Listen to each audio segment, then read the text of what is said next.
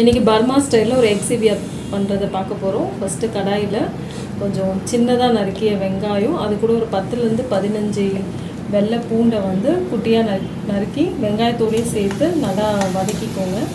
இது நல்லா ப்ரௌனிஷாக ஆகிற வரைக்கும் நல்லா வதக்கணும்.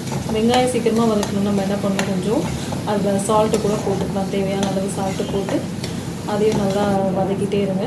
இப்போ வெங்காயம் வதங்கிடுச்சு. அதில் கொஞ்சம் தேவையான கருவேப்பிலை, ஒரு உங்கள் காரத்துக்கு ஏற்ப மாதிரி ஒரு 2லேருந்து 3 பச்சை மிளகாய் சேர்த்துக்கோங்க. நான் இதில் 2 பச்சை மிளகாய் சேர்த்துருக்கேன். இதில் கொஞ்சம் தேவையான அளவு மஞ்சத்தூள், வெறும் மிளகாத்தூள், இதில் குழம்பு மிளகாத்தூளும் இருக்கும், வெறும் மிளகாத்தூளும் இருக்காங்க. அதில் வெறும் மிளகாத்தூள் ஒரு 2லேருந்து 3 ஸ்பூன் சேர்த்துக்கோங்க. இப்போ திருப்பி நான் கொஞ்சமாக உப்பு சேர்த்துருக்கேன். இதை நல்லா கொஞ்சம் வதக்கிக்கோங்க. கொஞ்சம் கலர் மாறினதுக்கப்புறமா இப்போ இதில் நான் வந்து தக்காளியை வந்து கொஞ்சம் பேஸ்ட்டு மாதிரி அரைச்சி சேர்த்துக்கிறேன். அப்படி சேர்க்கும் போது இதில் கொஞ்சம் டேஸ்ட்டு நல்லாவே இருக்கும். அதையும் அரைச்சி கொஞ்சம் நல்லா கலந்து விட்டுக்கோங்க.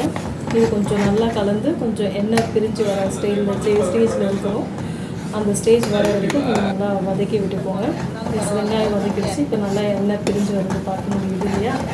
இப்போ என்ன பண்ணோன்னா, இந்த ஸ்டேஜில் நம்ம ஒரு 7லேருந்து 8 முட்டையோ அந்த மாதிரி எதாவது சேர்த்துக்கலாம். இப்போ நான் இதில் என்ன பண்ணுறேன்னா, தண்ணி வந்து சுட தண்ணி பக்கத்தில் இதுக்குன்னு தேவையான அளவு சுட தண்ணி வச்சு இதில் கொட்டிக்கிறேன். ஏன்னா அப்போ தான் கொஞ்சம் சீக்கிரமாக செய்ய முடியும் இல்லையா? அதனால் அதுக்கடுத்து உள்ள 7லேருந்து 8 முட்டை நான் எடுத்துருக்கேன். அதை அப்படியே உடச்சி ஊற்றிடுங்க. உடச்சி ஊற்றி கொஞ்சம் அப்படியே மூடி வச்சுருங்க. மூடி வச்சுட்டு ஒரு 2 நிமிஷம் கழித்து ஒரு முட்டையாக திருப்பி போட்டாலும் ஓகே, இல்லை அப்படியே விட்டுருந்தாலும் ஓகே தான்.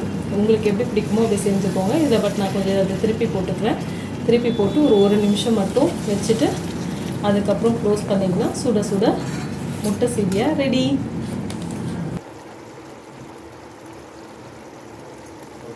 What is another?